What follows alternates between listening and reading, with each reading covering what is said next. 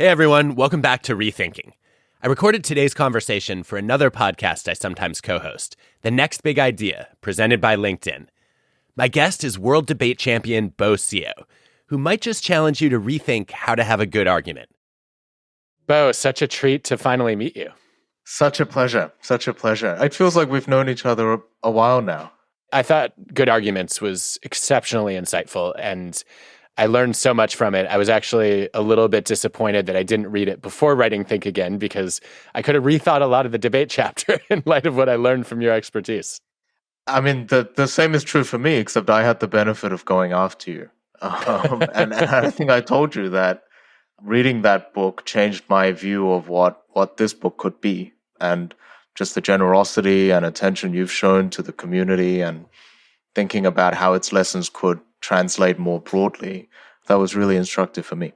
Well, honored, and I just learned a ton from your book, and I'm excited to be able to both dig into some of the greatest hits, but then also expand beyond them with some things I'm curious about. The place I have to start is, you are the world debate champion. How did you become that? I want to hear the story. Took 15 years or something like that. I moved when I was 8 from South Korea to Australia, and I didn't speak English at the time. And I learned that the hardest part of doing that was adjusting to real life conversation, and that the hardest conversations to adjust to were disagreements. And I was also wary at that time of drawing attention to my differences from my peers, right, as one of the few Asian kids in the suburbs of Sydney. And the combination of those two things made me resolve to be very agreeable. And the thing that broke me out of that was a promise that my 5th grade teacher made me, which was that in debating, when one person speaks, no one else does. And to someone who had been spoken over and interrupted and spun out of conversation, that sounded pretty irresistible. So it was a kind of a fit, really. And once I was in, I was hooked. And competitive instincts took over, the joy of learning, the sense that there was a set of procedures and wisdoms and actions and drills and skills that you could trust almost blindly and hope that the results would follow. That's what I took to. And I started competing for my state, and then for Australia, and then for Harvard, where I did my undergraduate education. And it didn't feel so much like chasing the prize of winning the world championship so much as giving into this current that I think had been running before I joined, that will run after I've left, this current of teaching people to make an art and a craft out of argument. Well, that's a huge part of what I want to talk about today. I guess for starters, what do you think that most people get wrong about debate? One thing that comes to mind is that it's an essentially destructive activity. One of the skills that people learn to master is dismantling, critiquing, finding holes in, noticing the ways in which a thought is incomplete. But one of the things that you learn very quickly is judges, and so debates have an adjudicator, someone who says who's won, and they are a kind of a proxy for the audience who's listening. They usually don't look for reasons to vote against someone. They look for reasons to vote for someone. And in order to do that, there's a limit to what criticism can achieve. And so, if you can think of two couples arguing about where to go on holidays, and one of them is suggesting Hawaii, and then the other person is finding all the problems with that, and then they say, what about Mexico? Here are all the problems with that. And imagine the person who was proposing all those destinations getting fed up with all the criticism and saying after a while, well, what do you propose? Because at the moment, you're arguing for staying on the couch, actually, right? And so I think debaters can become a little comfortable in that posture of critique, but it does catch up to them because you're always arguing for something, whether you recognize it or not. Yes. Okay, so that goes to one of the core topics of your book, which is how do you make your point? So talk to me about how to formulate a good argument, one that doesn't make the mistake that I too often make, which is going into prosecutor mode and telling you all the reasons you're wrong. that doesn't also slip into preacher mode and just proselytize, but actually makes other people think? How do you do that? I think those categories in your book was so helpful to me and how I thought about these issues. And I would say two things, and then I'll try and give you the framework of how a debater actually constructs arguments. So the first part is there's a huge part of argumentation, which is making your thinking visible and legible to the person across the table from you, right? And so often, I think we think an argument is just a random collection of thoughts or just emoting as if the thing you're trying to demonstrate is your sincere belief in the thing. And I think usually that is not what's at issue. It's about whether you can invite in the other person so that they too can partake in that certainty and that point of view.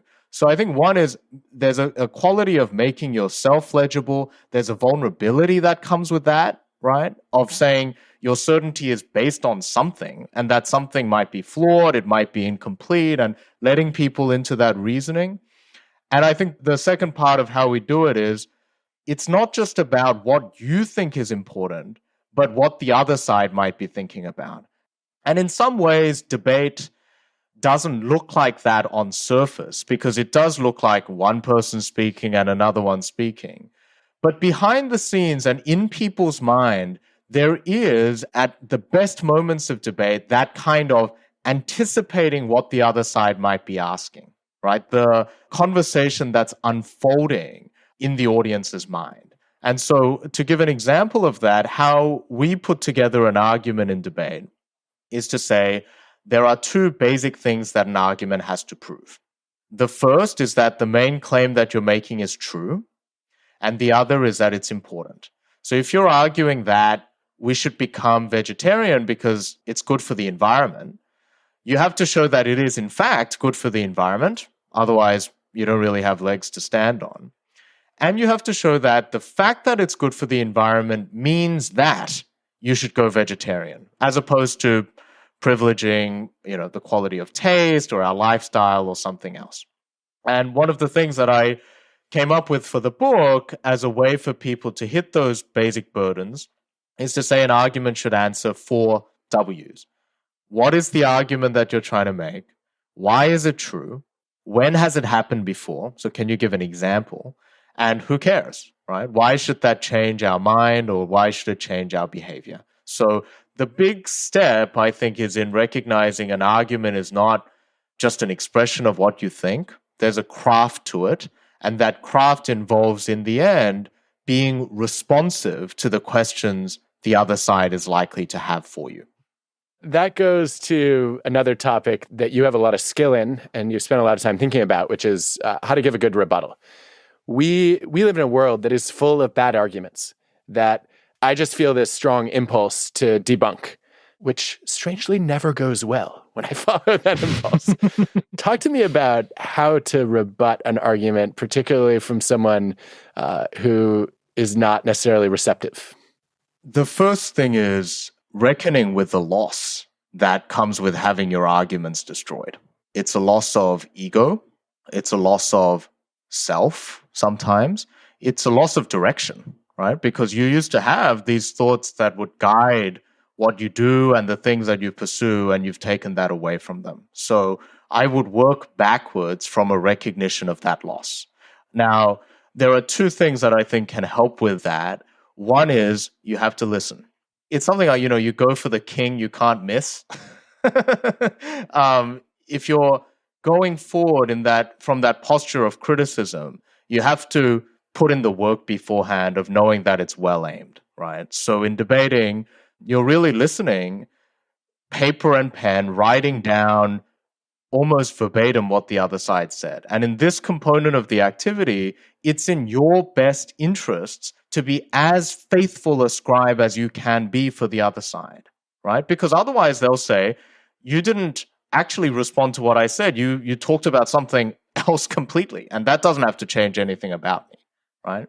And given how we shield ourselves from criticism, we're very prone to doing that, of saying that didn't have anything to do with me. You missed. So the first point is it has to connect.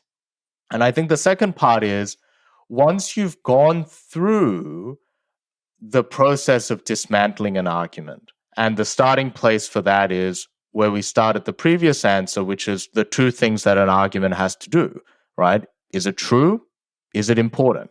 And the process of rebutting an argument starts from that. What are you attacking? What's the basis of your attack? Are you saying this is untrue? Or are you accepting that it's true, but that it's unimportant? And once you've done that, you have to provide an alternative, right? Because that helps people with that sense of loss. You want to give them something that's more attractive, even.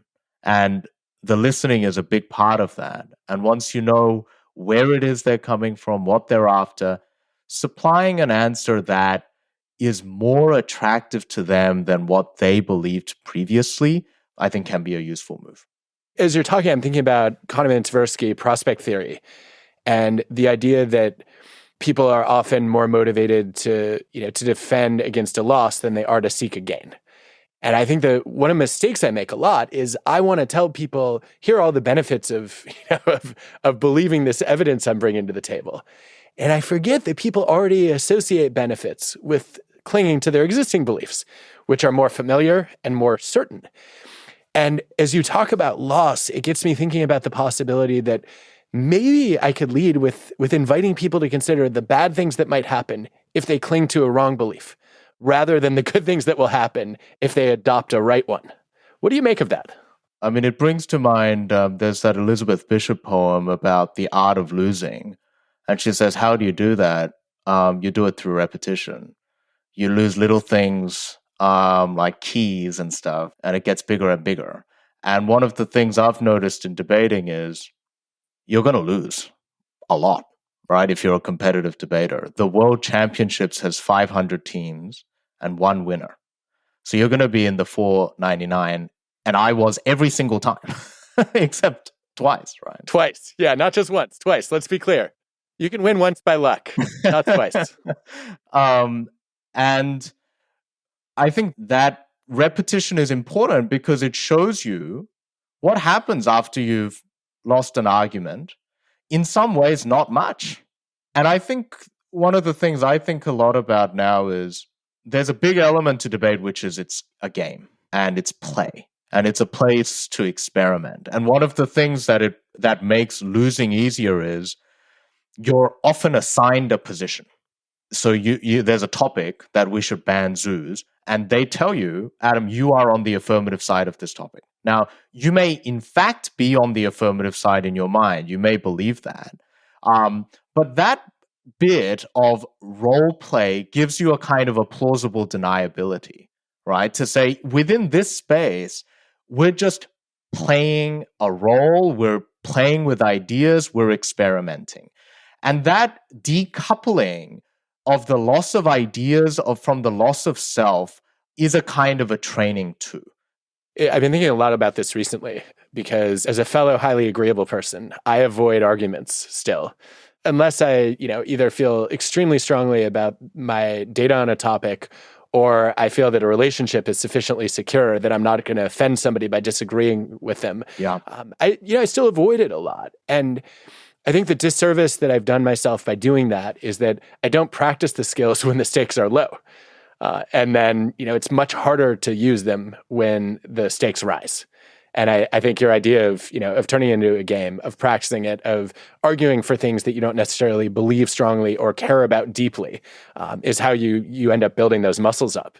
I think the aha moment here is, for me anyway, is that one of the best ways to get people to disagree more and more thoughtfully is to help them think about the costs of not doing so. Mm. And I've been too focused on the benefits, right? Here are all the good things that will happen if you disagree. I still don't like disagreeing. Well, what are your fears? What kind of world would it be if great minds always thought alike? They wouldn't be great minds anymore. Well, I think the other part of it is, I always think back to my childhood because I lived this life, right? I lived the life of being very agreeable. And I think if you look back on my elementary school report cards, the adjective that's used most often might be agreeable, He's very pleasant, great guy, lovely person. And how did it feel to be that agreeable person? I experienced it as a kind of self betrayal, which is you have these thoughts and you find yourself holding your tongue. And that alienates you from yourself, but it's also to hold the other person at an arm's distance, right? To put a limit on the kind of relationship you can have with the person across the table from you, with the society that you're sort of becoming a part of, right? And that's a loss too. It's a loss of a more profound, a more risky venture, right? Intimacy, which is intimacy. But it's so interesting that you just said profound, because that was the word that came into my head when you said agreeableness is an act of self-betrayal. That is profound. I think we often talk about it as people-pleasing and think, oh, well, I do this because I want to be polite. Yeah. And, I'll protect people's feelings today and then maybe find a way to help them tomorrow by being a little more honest with them. When you reframe that as an act of self-betrayal, I realized that being excessively agreeable anyway is an integrity violation, that I'm not standing by my principles. And that is not something I can tolerate. So now I know what's going to happen. I'm going to be in an Uber and the AC is going to be blasting. What have I done? And I mean, and normally I would just say, well, it doesn't really matter, so I'm going to bite my tongue. But I'm going to hear your voice in my head and say, this is an act of self-betrayal, not to speak up and say, my teeth are chattering. Could you please turn down the AC a little bit? But what I love about this also is that if I frame it as self-betrayal, I'm not going to shy away just because the stakes are low. I'm going to say, well, this is an opportunity to practice where the risk is low. Standing up for some of my principles. Oh, this is exciting. I love this. And one of the things that I found in actually making the jump, right, is that you may be rewarded for it, that people might rise to the task. Because, and I love the phrase, people pleasing, I don't think people just want to be pleased. And that's actually not a flattering description of them and their motivations either. People want to be challenged. They want to be connected in a deep sense, right? They want to see you for who you are. And so the way I would surmise it is the cost of these self-betrayals of a reduced relationship with others is a smaller life. And that's a smaller personal life, but it's a smaller communal life too. And this is actually, a good time to be doing some of this reframing, Adam, because I think we see the costs of one way of thinking about polarization is people on opposite poles just congregating with the people who agree with them. The social costs of that are obvious. And one of those costs is the space of the public is shrinking, right? And the life that we share, the overlap, that is becoming smaller too. Yeah. I love the idea of now saying, if I can have better arguments, not just more of them, I can have a richer life and I can expand my experience. Yeah. Now, what about, of course, the people who don't want to be challenged? You've written about self-defense and how to defeat a bully. Talk to me about arguing with somebody who, whether it's watching national politicians bullying their opponents on stage, whether it's your uncle at a family dinner. How do you deal with a bully? What have you learned about that? And can you give us an example to bring it to life? Sure. I think the first thing is bullies, as on playgrounds, as at the Thanksgiving table, are often motivated by fear. The fear of being made a fool of losing an argument. So one of the more important lessons in the book, I think, is that every disagreement should start with some agreement. And that's ground rules of how we're going to conduct this exchange. So we're going to have equal time. We're going to take turns so you don't have to interrupt me, but you're going to get a chance to respond. And we're going to come to an agreement too about what the disagreement is about. So in a disagreement that starts out being about the dirty dishes, it's not on the table that I love you. This is really just about the dishes. And that kind of boundary setting, that kind of agreement and consensus, I think can be useful. Now, bullies are people who flout those norms, right? And so that's where they present issues that require some resolution.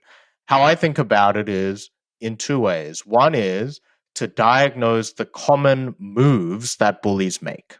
So people dodging the argument, right? People twisting the points that you're making, people wrangling, which is similar to the example I gave before about the holiday makers, right? Saying no to everything without ever proposing an alternative and being able to say to that person, what's your proposal? So the first approach is to be able to name exactly what is happening, because I think there's power in even that, of knowing what the bully at work or at school or in your personal life is doing and having some agency to respond. But I think the second approach that all of those tactics lead up to is some people aren't interested in having a debate. They really do want to just kind of hurt your feelings, right?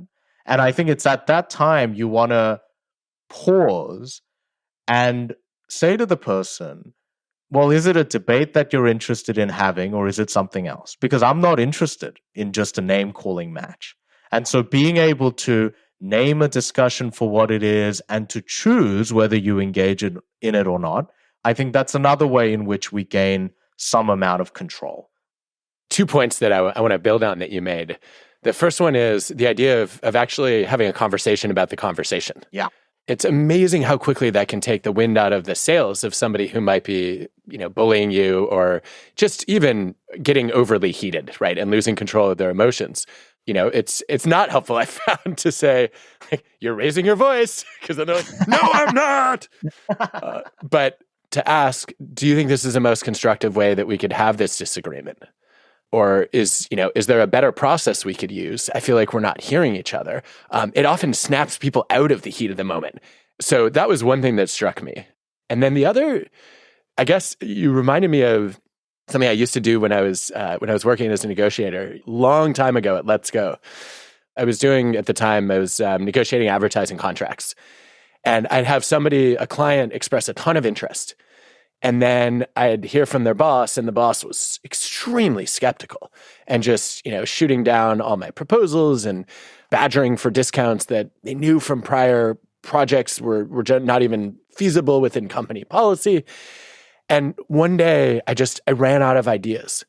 And I said to them, it seems like you're playing good cop, bad cop, where one of you is trying to, to build harmony and support and maintain rapport, and then the other's job is to kind of beat me up a little bit. Is that what you're doing? Yeah. And it was so interesting. The bad cop started laughing, and he said, "You got me." Completely changed the relationship. And I guess Neil Rackham, in his classic study of what differentiated great negotiators from their peers, would call that summarizing behavior and testing their understanding. And it has to be done gently, was my experience. Because again, you're a bully.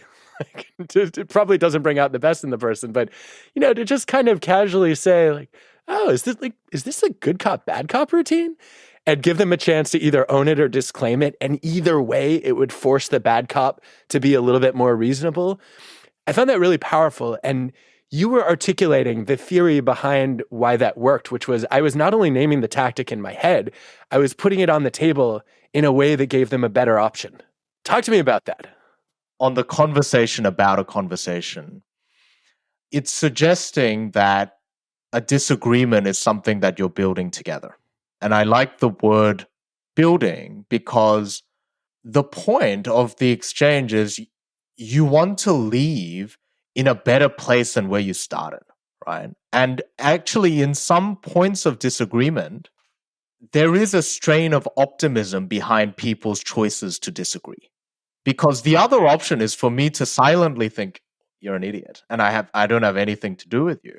Whereas making clear my position, trying to do the work of persuasion, suggests we still believe there's something positive that can come out of this exchange, right? And so that in that moment when you're having a conversation about the conversation, I think it's helpful to think about yourselves as collaborators. You're not just people who disagree, you're also people who, at this moment, in order to have a fruitful conversation, you're working together, right? And so the book is called Good Yes. Arguments, and people always ask, what's a good argument? And I had 1,000 different answers to this. It's revelatory, it's informative, it helps you be heard. And ultimately, what I settled on is a good argument is one in which both sides walk away feeling like they would do that again, because that's all that's required for the conversation to continue. Oh, I like that a lot. And it reminds me of something that Liz Fosslin and Molly West Duffy introduced me to. They did, I thought, a brilliant drawing of basically a bad argument is you against me, and a good argument is you and me Wow. against the problem. Wow. That's fabulous. Yeah, it's fabulous. One other benefit of what you were saying before about good cop, bad cop is I do have this theory that there are all these scripts, right, that we're following. There are all these rhetorical scripts that we're following at any given time. And the more we're able to illuminate what it is that we're doing when we talk to one another, because I think this is one of the most complex activities there is. I think when we're arguing, we're doing 1,000 different things. The more we can master that craft, the more we can see the limits of any one approach, right? So I see debate as one answer to a broader question, which is how do we disagree better? Do you know Mercier and Sperber, the argumentative theory of reason? Yes, I do. Yeah. Okay, good. So maybe for the audience's benefit, I'll just give a quick summary of what I took away from it and then bridge it to one of the things I just discovered from you. So they basically said, we think that people have the capacity to reason so that they can get smarter, learn, and make better choices. But people are really bad at reasoning. So what's going on here? What did reasoning evolve to do? And they argue that the purpose of reasoning is actually to persuade, not to think. And one of the ways that they try to advance this idea is they show that people struggle in regular reasoning tasks where they don't have to make an argument. But if you have to reason to convince, people actually get better at their reasoning, except there's a wrinkle, which is that when you're arguing, your primary goal is not to find the truth. It's to be right or to win or to validate what you already believe. And so confirmation bias and desirability bias kick in. And so I think my takeaway from that work was we can make people smarter at reasoning if they have an argument where the goal is to find the truth, not to convince. And that might be persuading the other person that their view is incomplete. It might be convincing the other person that there's knowledge that hasn't been taken into account, right? There are a bunch of different ways to shift that. But I guess what this makes me wonder, and it's ironic given that you've won 2 World Debate Championship titles, is are we doing this wrong by debating? Should we be arguing actually to discover a truth instead of to persuade an audience? The most direct answer to your question is we shouldn't only be debating. And debating is an incredible engine, right? It's hugely generative. When the competition juices are flowing and you're in the room and you're competing and you're in front of an audience, right? And one of the reasons why I like debating as a lens into the question of disagreement is I think often, textbooks on disagreeing well require people to be like angels, right? We're kind of sitting in this ideal space, being very polite to one another. But in my experience, disagreement doesn't feel like that. Disagreement feels like risk. It feels like danger. It feels like spectacle. You're playing with fire. And that experience is hugely generative. It forces you to innovate. When someone comes up with rebuttal, you have to respond. So your argument is constantly evolving. But importantly, that's an hour in your day. That's how long a debate round takes. And this is a point that kids understand instinctively.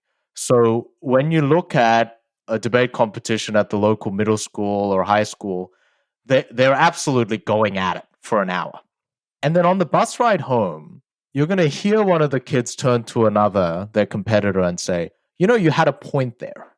And so there is this implicit understanding that we're doing one thing when we're in the debate room, we're doing something else when we're on the bus home. And the conversation on the bus home is a lot richer for the argument that we had in the debate room. And the conversation in the debate room, the potential dangers of that being the only mode of interaction is softened by the fact that there will be the bus ride home. And so I completely agree that the broader project of truth finding, of relationship building, of making our differences work for us and not against us, that's what all of this is in service of, right? And I think just to go off your point about Mercy and Sperber, one of the tasks that we do when we're coming up with an argument is we do something called side switch, where in the last 5 minutes before you go on, you turn to a new sheet of paper and you write down the 4 best arguments for the other side. Or you go over the case as you've written as though from the eyes of an opponent and try and poke as many holes as you can find. Now, this is a silent process. It's a mental process. But it reminds me of what you're saying about reasoning being irreducibly social, right? And that when you can internalize the mind of the other, the voice of the other, and make room for that in your reasoning process, it helps us be better, right? I think it's actually very hard to think about what thinking on your own might even look like. It's about how will an audience receive this? How will your very smart friend receive this? And inviting those voices so that we're in conversation even when they're not in the room with us, I think that's a very special thing. I strongly agree, again, annoyingly. But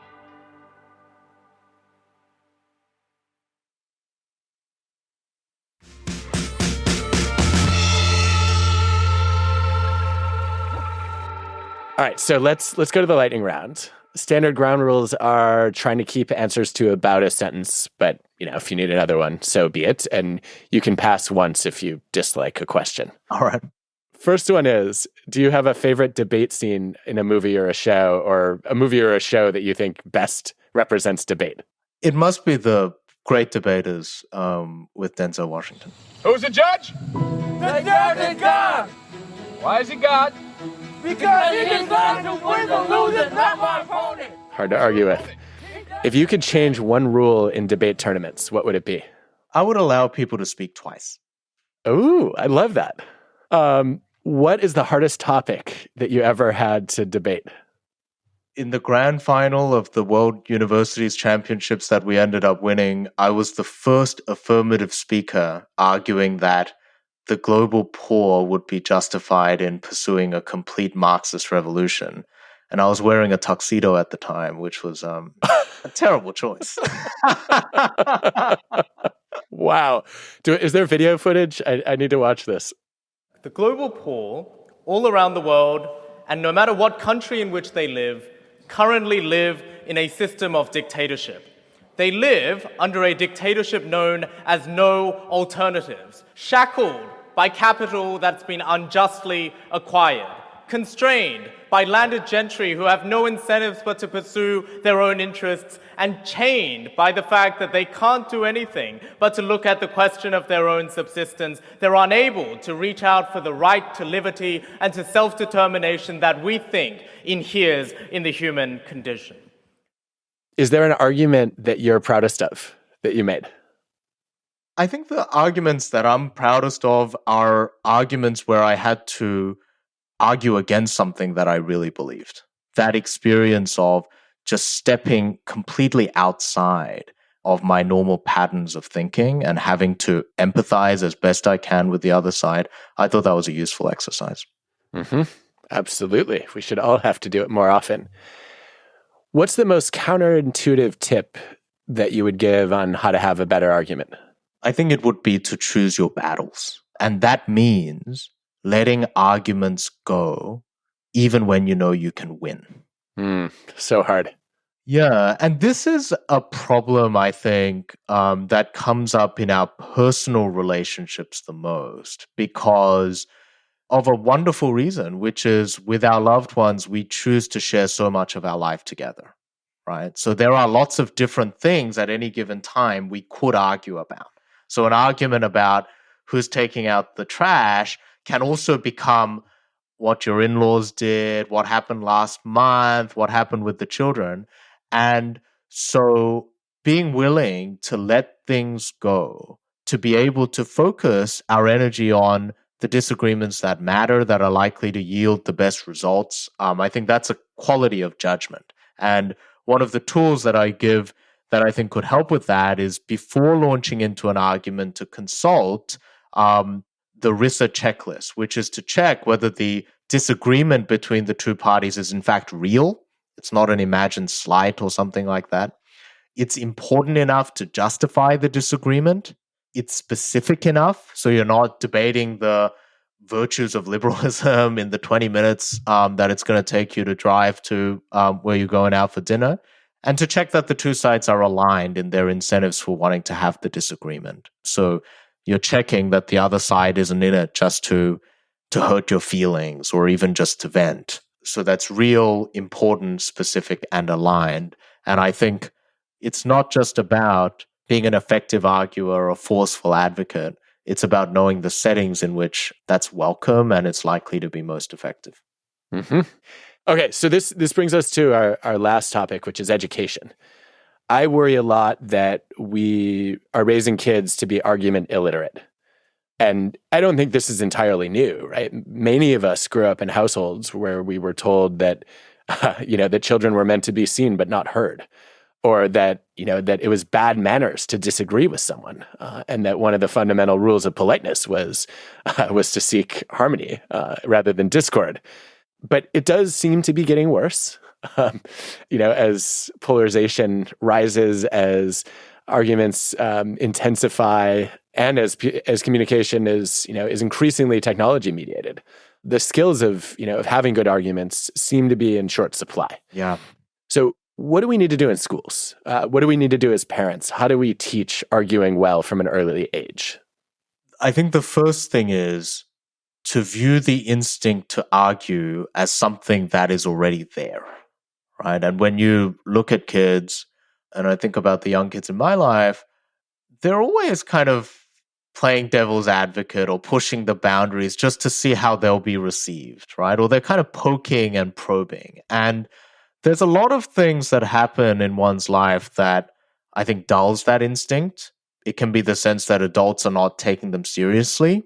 It can be the sense that to succeed in schools, it can feel like you just need to anticipate the wishes of the teacher as opposed to coming at it and challenging norms. So I think the first thing is recognizing it's an instinct to be responsive to rather than to implant. I think that can be one useful thing. I think that there's lots of wonderful work being done thinking about how we implement debate pedagogically. So the one great advantage of a debate club at schools is it requires no equipment. It's cheap, actually, right? And so there have been experiments like in Broward County in Florida where every school, I think, rolled out this program in public schools. And I think having those clubs at each of these schools will be useful. There's wonderful work being done at the curricular level of thinking about how we have debates in the classroom, right? So that things are contestable, that we see the things we're being taught aren't the only ways to look at it. I think those can be useful. Yeah. One thing I'm thinking a lot about nowadays is, in addition to a lot of the headwinds that you described about the powerless position of children, one particular problem I'm seeing a lot is kids from a real young age are being exposed to broadcasting and brand building. And I think this affects us adults too, of thinking that whenever we speak in public, we're almost like mini public figures. And, most of us have the joy of not being recognizable so that you can be a fool sometimes. And one of the great things about childhood, I think, should be that it's a safe space in which to play and to experiment. The debate room is one version of that, but it's not the only one. And I think reclaiming some sphere of the private especially for children, and saying you're not locked into one identity. You're not locked into one position. You're still figuring it out like the rest of us. I think that's one important principle for education.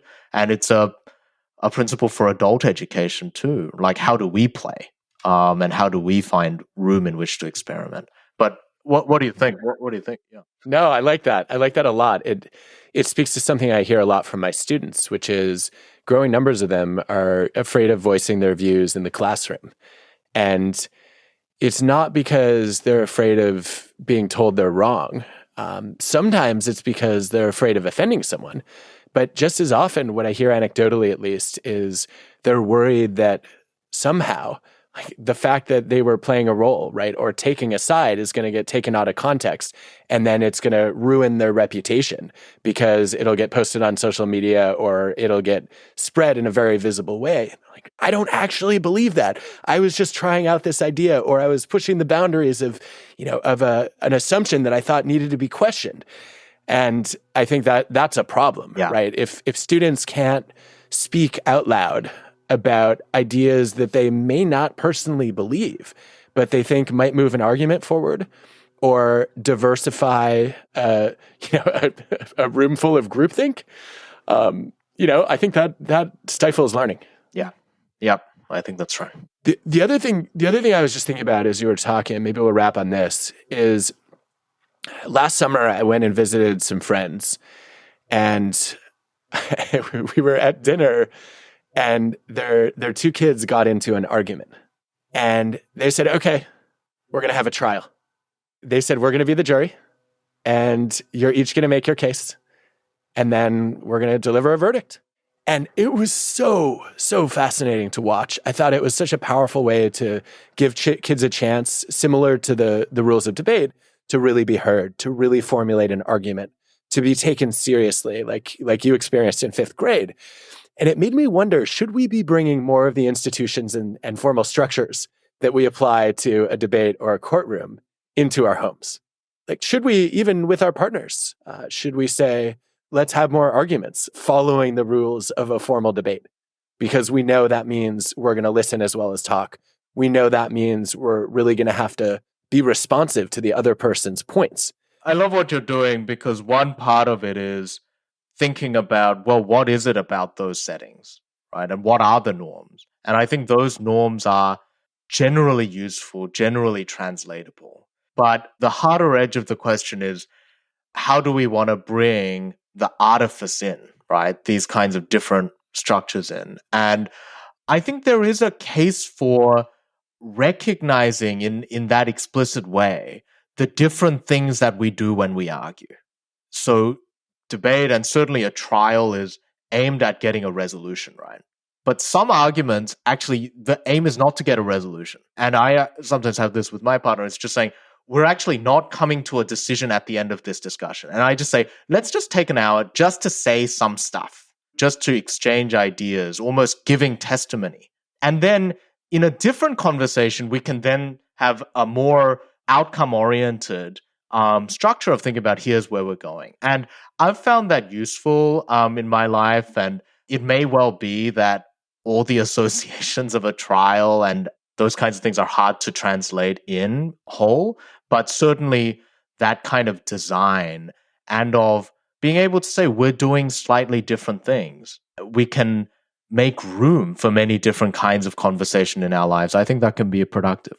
That resonates strongly. Bring it on. Yeah. Okay. So in closing, let me just say that this has been extremely thought-provoking and enjoyable. And I think the one major topic that we didn't cover from your book that I'm going to deliberately leave hanging is finding topics to disagree on. I feel like we need to find more topics to disagree on. And so I'm going to throw out a challenge to you, Bo, which is between now and whenever we next interact, either find some topics that you think we disagree on, or teach me how to better find topics we disagree on, because we found a lot of common ground today, and I want to learn more from disagreeing with you. I'll take that challenge on. And let me just acknowledge you, Adam, on the record. There are 2 names on the cover of my book. One is mine, and the other through the blurb you gave is yours. And that's not an accident. It reflects the influence you've had on me and the kindness that you've shown me in the publication of this book. So I don't think the recognition compensates for that, but it does acknowledge it. So thank you. And thank you for this conversation. It's an honor, and it's an excellent book. And I'm just thrilled that I got a chance to keep learning from all the thoughts that were in between the pages. And we'll do it again soon, I hope. You can hear more episodes of The Next Big Idea wherever you're listening.